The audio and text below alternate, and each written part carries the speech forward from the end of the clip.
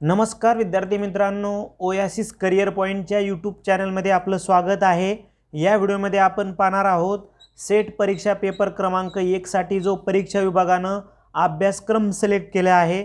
या अभ्यासक्रमातील अत्यंत महत्त्वाचं प्रकरण म्हणजे माहिती व संदेशवहन तंत्रज्ञान, ज्याला आपण ICT किंवा इन्फॉर्मेशन अँड कम्युनिकेशन टेक्नॉलॉजी असं म्हणतो।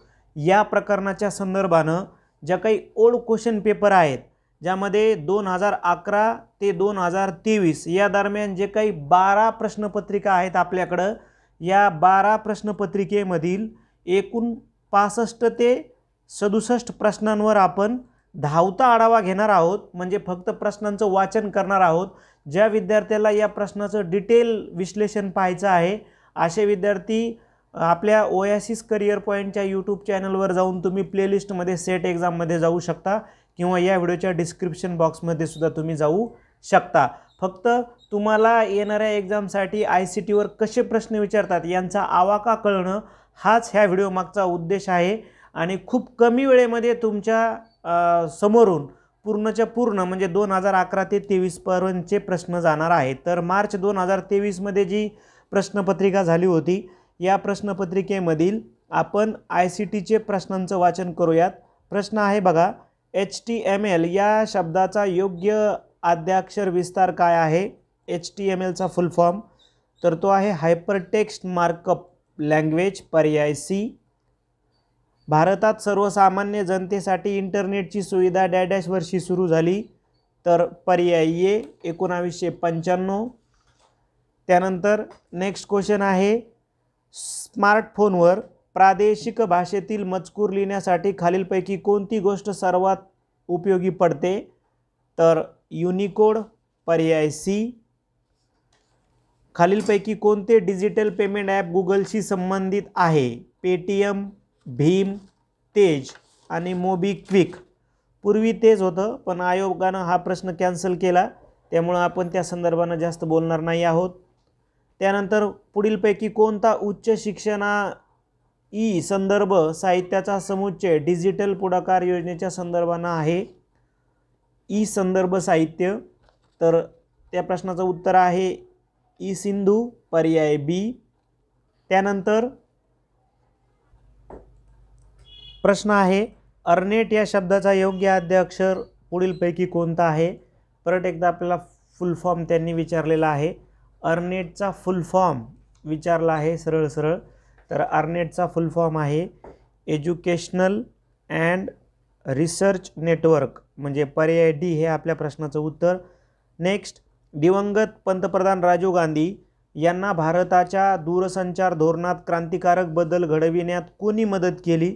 तर ते होते सॅम पित्रोदा, पर्याय B। पुढीलपैकी कोणते मूलतः इन्स्टंट मेसेंजर आहे? तर व्हॉट्सअप हे इन्स्टंट मेसेंजर आहे, पर्याय D। सारथी हे पुढीलपैकी कोणाचे संकेतस्थळ आहे? तर रस्ते वाहतूक आणि महामार्ग मंत्रालयाचे सारथी नावाचे संकेतस्थळ आहे। भारतातील उच्च शिक्षण क्षेत्रातील डिजिटल पुढाकार योजनेच्या संदर्भात BYOD म्हणजे काय? तर BYODचा फुल फॉर्म आपल्याला सांगायचा आहे ब्रिंग युअर ओन डिव्हाइस, म्हणजे पर्याय C हे आपल्या प्रश्नाचं उत्तर। त्यानंतर डिसेंबर 2020 मध्ये जो पेपर झाला होता, त्या पेपरमधील प्रश्नांचं वाचन करूयात। TRAI या शब्दाचा योग्य आद्याक्षर विस्तार शोधायचा आहे। ट्रायचा फुल फॉर्म आपल्याला त्यांनी विचारलेला आहे, तर ट्रायचा फुल फॉर्म आहे telecom regulatory authority of India, म्हणजे पर्याय B। त्यानंतर भारतात माहिती तंत्रज्ञान कायदा केव्हा अंमलात आला? तर 2000 मध्ये भारतामध्ये माहिती तंत्रज्ञान कायदा अंमलात आला। भारतातील पहिल्या परम संगणकाच्या विकासात कोणी महत्त्वाची भूमिका बजावली? तर परम म्हणजे महत्त्वाची भूमिका आहेत विजय भटकर यांची, पर्याय D। महाराष्ट्र सरकारने सर्व शाळांना सर्व विद्यार्थ्यांची माहिती पुढीलपैकी कोणत्या संकेतस्थळावर नोंदवणे अनिवार्य केले आहे? तर सरल प्रणालीवर पर्याय बी. त्यानंतर भारतातील उच्च शिक्षणाच्या क्षेत्रातील डिजिटल पुढाकार योजनेत पुढीलपैकी कशाचा समावेश होतो? तर यामध्ये डिजिटल पुढाकार योजनेमध्ये नॅशनल अकॅडमिक डिपॉझिटरी म्हणजे पर्याय बी हे आपल्या प्रश्नाचं उत्तर. त्यानंतर 2019 मध्ये जो पेपर झाला होता पेपर क्रमांक 1 त्यामधील प्रश्नांचं आपण वाचन करूयात. प्रश्न आहे IPTV या शब्दाचा योग्य आद्याक्षर विस्तार काय आहे? तर IPTV म्हणजे इंटरनेट प्रोटोकॉल टेलिव्हिजन म्हणजे पर्याय डी हे आपल्या प्रश्नाचं उत्तर. जगातील पहिला संगणक या वर्षी विकसित करण्यात आला.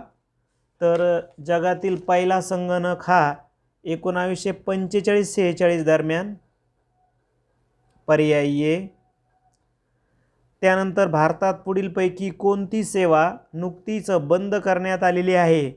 तर भारतामध्ये तार सेवा बंद करण्यात आलेली आहे. विशेषतः 2013 मध्ये तार सेवा बंद झाली भारतातून. महाराष्ट्रात शिक्षक म्हणून नोकरी करू इच्छिणाऱ्यांनी स्वतःची माहिती पुढीलपैकी कोणत्या संकेतस्थळावर नोंदविणे आवश्यक आहे? तर महाराष्ट्रामध्ये पवित्र पोर्टलवर ही माहिती शिक्षक व्हायचं असल्यास तुम्हाला त्याची नोंद करावी लागते. त्यानंतर भारतीय डिजिटल राष्ट्रीय ग्रंथालयासंदर्भात पुढीलपैकी कोणतं विधान योग्य नाही?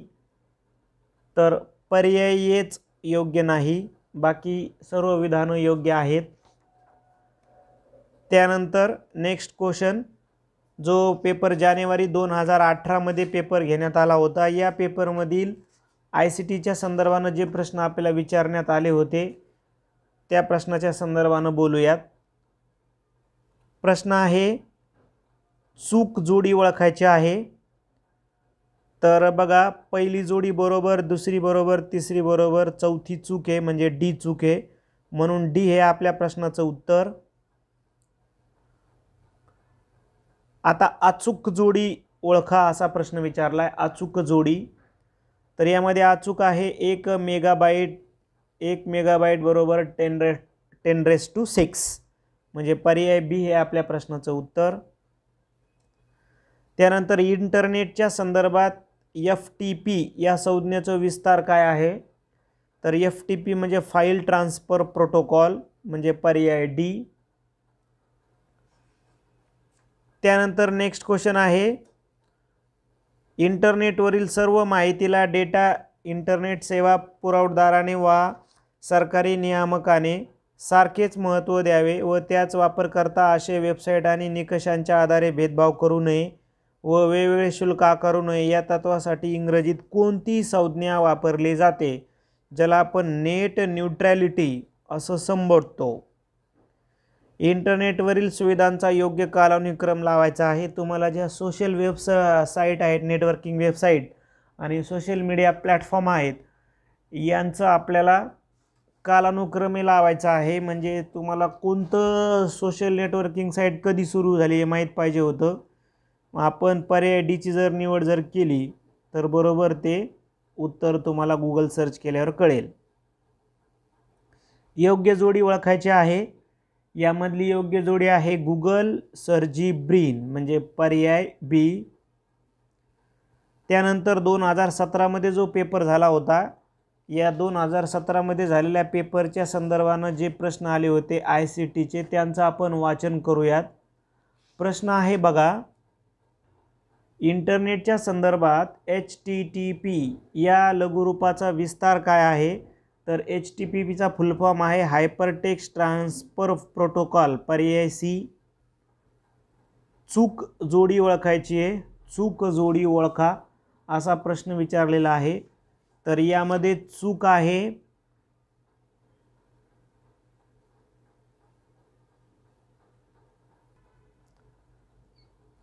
तर यामध्ये बी ही चुकीची आहे, बाकी A C D या बरोबर असतील.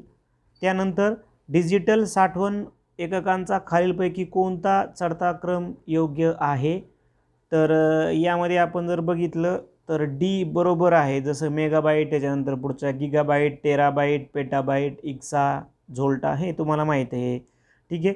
त्यानंतर नेक्स्ट आहे इंटरनेटच्या संदर्भात अनेक वापरकर्त्यांना एखाद्या वेबसाईटवर एखादे नवे वेब पेज निर्माण करण्याची वा संपादित करण्याची मुभा देणाऱ्या सर्व्हर ॲप्लिकेशनच्या सुविधेला काय म्हटलं जातं?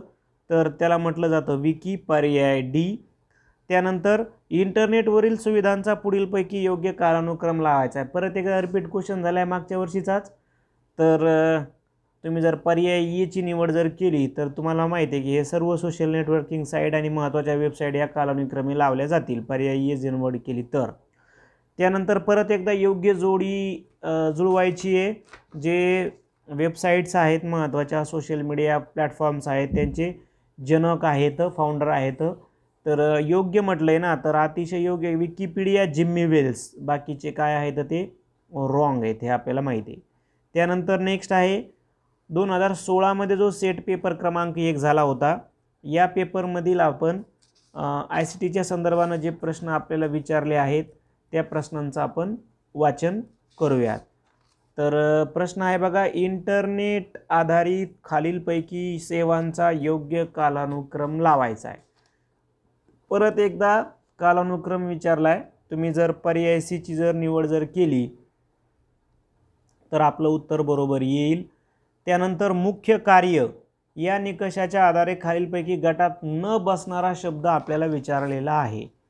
तर तो आहे MS ऑफिस. कारण आपल्याला ह्या गटातले शब्द वेगळा का आहे ते आपल्याला निवडायचं आहे. तर MS ऑफिस हे वेगळं आहे. त्यानंतर नेक्स्ट आहे संगणकीय फायलींच्या संदर्भामध्ये PDF या लघुरूपाचा विस्तार काय आहे? तर PDFचा लघु विस्तार जो आहे, तसं प्रश्न तर इथं कॅन्सल केला आहे हा परीक्षा विभागानं, कारण तो कसा पाहिजे होता? Portable document format. मग तर इथं कुठंच नाही आहे ना तसं. पोर्टेबल डॉक्युमेंट फॉर्मॅट पाहिजे होता, इथे फाईल नाही पाहिजे, फॉर्मॅट पाहिजे होता, पोर्टेबल डॉक्युमेंट फॉर्मॅट. ठीक आहे, तुम्ही गूगल सर्च करून बघून घ्या एकदा. खालील कोणती सेवा क्लाउड कम्प्युटिंग तंत्रज्ञानावर आधारित डेटा साठवणूक सेवा आहे? क्लाउड कम्प्युटिंग तंत्रज्ञानावर आधारित आहे क्लाउड स्टिक. त्यानंतर नेक्स्ट वेब 2.0 सुविधांच्या संदर्भात खालीलपैकी कोणते विधान खरे आहे? तर या सुविधावरील आशय मुख्यत्वे वापरकर्त्यांनी तयार केलेला असतो, म्हणजे पर्याय बी. त्यानंतर परत एकदा योग्य जोडी ओळखा असा प्रश्न विचारला आहे त्यांनी. योग्य जोडी ओळखा. तर यामध्ये योग्य आहे उबंटू ऑपरेटिंग सिस्टीम आहे. ठीक आहे, बाकीच्या रॉंग आहेत. त्यानंतर नेक्स्ट 2015मध्ये जो पेपर झाला होता, या 2015मध्ये झालेल्या पेपरमधील प्रश्नांचं आपण वाचन करूयात. प्रश्न आहे बघा, संज्ञापन तंत्रज्ञानाचा खालीलपैकी कोणता कालानुक्रम योग्य आहे? संज्ञापन तंत्रज्ञानाचा. तर मग आता स्थिर छायाचित्रण, रेडिओ, संगणक आणि इंटरनेट, पर्याय सी हे आपल्या प्रश्नाचं इथं उत्तर असेल. त्यानंतर रचना आणि कार्य या निकषावर आधारित खालील गटात न बसणारा शब्द ओळखायचा आहे. तर यामध्ये बघा कोणी फेसबुक, जीमेल, मायस्पेस, आर्कुट आणि लिंक्डइन. तर याच्यात काय बाहेर काढू शकतो आपण? जीमेल बाहेर काढू शकतो. आलं लक्षामध्ये? जीमेल बाहेर काढू शकतो, कारण इंटरनेटवरील गुगलची सेवा आहे हे एकमेकासोबत संपर्क करण्यासाठी. बाकीच्या सोशल नेटवर्किंग साईट आहेत. ठीक आहे. त्यानंतर बघा इंटरनेटच्या संदर्भात URL या इंग्रजी लघुरूपाचा विस्तार रूप काय आहे? URLचा विस्तार रूप आपल्याला विचारलेलं आहे. तर ते आहे uniform resource locator. Uniform resource locator cancel केलेला प्रश्न आहे. तर तुम्ही याचं URL मुख्य काय आहे? Uniform resource locator. ठीक आहे, याचं तुम्ही गूगल सर्च करून पण एकदा बघू शकता. संख्यात्मक तथ्यावर प्रक्रिया करण्यासाठी व विश्लेषण करण्यासाठी खालीलपैकी कोणते सॉफ्टवेअर वापरले जाते? तर ते वापरलं जातं SPSS हे सॉफ्टवेअर वापरलं जातं. त्यानंतर नेक्स्ट क्वेश्चन आहे, संगणक आधारित शब्द प्रक्रियेच्या संदर्भात हिंदी व मराठीसह भारतीय भाषांसाठी विशेषत्वाने बनविलेल्या आणि कोणत्याही ऑपरेटिंग सिस्टीमवर तसेच सॉफ्टवेअरवर कन्व्हर्टर सॉफ्टवेअरच्या मदतीशिवाय वापरता येऊ शकणाऱ्या फॉन्ट्सला काय म्हणतात? तर त्याला म्हणतो आपण युनिकोड. पर्याय सी हे आपल्या प्रश्नाचं उत्तर. त्यानंतर संगणन व इंटरनेटच्या संदर्भात खालीलपैकी योग्य जोडी ओळखायची आहे. तर ती योग्य जोडी आहे TB म्हणजे पर्याय ए. त्यानंतर 2013 डिसेंबर 2013 मध्ये जो झालेला पेपर आहे त्या पेपरमधील प्रश्नांचं आपण वाचन करूयात. तर प्रश्न आहे, पुढील जोड्यांपैकी कालानुक्रमाच्या विरुद्ध असलेली जोडी ओळखायची आहे. कालानुक्रमाच्या विरुद्ध जोडी. तर आता कालानुक्रमाच्या विरुद्ध बघूया आपण. तर यामध्ये टॅबलेट आणि लॅपटॉप म्हणजे पर्याय सी हे विरुद्ध आहे, कारण लॅपटॉप अगोदर आहे आणि नंतर टॅबलेट आहे आपल्या लक्षात येतं. पुढे दिलेल्या संगणकाच्या स्मृती मापनाची एककं दिली येतं. ती एककं उतरत्या क्रमाने मांडायची आहेत. तर ती मग टेराबाईट, गिगाबाईट, मेगाबाईट, बाईट आणि बीट असं होईल. पर्याय ए. त्यानंतर परत एकदा योग्य जोड्या जुळवायच्या आहेत. योग्य जोड्या जुळवायच्या आहेत. ठीक आहे. तर यामध्ये पहिला एक जोडी बरोबर आहे, पहिली बरोबर आहे. त्यानंतर दुसरी पण बरोबर आहे, तिसरी आणि चौथी नाही, म्हणून 1 आणि 2 म्हणजे येच उत्तर आहे. त्यानंतर इंटरनेटच्या संदर्भात UGCचं विस्तारित रूप काय आहे? इंटरनेटच्या संदर्भात विचारले तर यूजर जनरेटेड कंटेंट म्हणजे पर्याय डी हे आपल्या प्रश्नाचं उत्तर. त्यानंतर फोटो किंवा चित्रावर प्रक्रिया करण्यासाठी पुढीलपैकी कोणतं सॉफ्टवेअर वापरलं जातं? तर फोटोशॉप. पर्याय बी. इंटरनेटच्या संदर्भात पुढीलपैकी चुकीची जोडी ओळखायची आहे. इंटरनेटच्या संदर्भात चुकीची. तर .ac बरोबर हिशोबाचे संकेतस्थळ. तर हे रॉंग आहे. त्यानंतर फेब्रुवारी 2013 मध्ये झालेला जो पेपर आहे त्या पेपरमधील प्रश्नांचं वाचन करूयात. 2013 मध्ये 2 पेपर झाले होते. ओके. तर त्या दोन पेपरमधील फेब्रुवारीमधील जी प्रश्नपत्रिका आहे तिचं वाचन करूया. .doc. तर .doc म्हणजे वर्ड फाईल. लगेच आपल्याला क्लिक होते. संगणकाच्या परिभाषेमध्ये खालीलपैकी कशाची क्षमता सर्वात जास्त आहे? तर इथं दिलेल्या पर्यायापैकी TB. ठीक आहे, कारण हे मेगाबाईट, गिगाबाईट, KB त्यापेक्षा लहान आहे TB पेक्षा, म्हणजे पर्याय बी उत्तर. स्काईपचा वापर साधारणपणे साठी केला जातो? तर स्काईपचे एक आंतरव्यक्ती संज्ञापन आहे. त्यानंतर संगणकामध्ये कोणत्या सॉफ्टवेअरमध्ये सांख्यिकी सारणी तयार केली जाते? तर आपल्याला माहिती आहे की एक्सेलमध्ये हे काम केले जातं. पर्याय बी. आता नोव्हेंबर 2011 मध्ये जो पेपर झाला त्या पेपरमधील प्रश्नांचं वाचन करूयात. .tmp ही फाईल काय आहे? तर ही टेम्पररी फाईल आहे. पर्याय सी. त्यानंतर ETH म्हणजे काय? तर ETH हे मुक्त शिक्षणासाठी इलेक्ट्रॉनिक तंत्रज्ञानाचा वापर करतं, म्हणजे पर्याय बी. त्यानंतर ट्विटरचा वापर हा साधारणपणे कशासाठी केला जातो? तर मोठ्या सामाजिक समूहाशी संज्ञापन करण्यासाठी. पर्याय डी. त्यानंतर आभासी वर्गात शिक्षकाने वर्गात प्रत्यक्ष हजर असणे आवश्यक नसते. पर्याय ए. त्यानंतर ऑगस्ट 2011 मध्ये जो पेपर झाला होता त्या पेपरमधील प्रश्नांचं वाचन करूयात. .dat म्हणजे काय? तर .dat म्हणजे डेटा फाईल, म्हणजे पर्याय सी. त्यानंतर DTH ही संज्ञा या संदर्भात वापरली जाते, तर DTH ही दूरचित्रवाणी प्रक्षेपणासाठी उपग्रहाचा वापर या संदर्भाने येईल, म्हणजे पर्याय डी.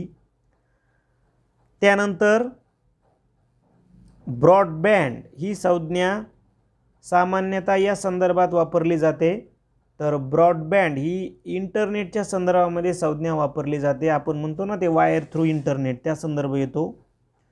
किंमत आणि वेळ या संदर्भात आंतरराष्ट्रीय संज्ञापनाचा सर्वात किफायतशीर मार्ग कोणता आहे, तर किंमत आणि वेळ सर्वात किफायतशीर या तिघांपेक्षाही ईमेल आहे, म्हणजे पर्याय डी.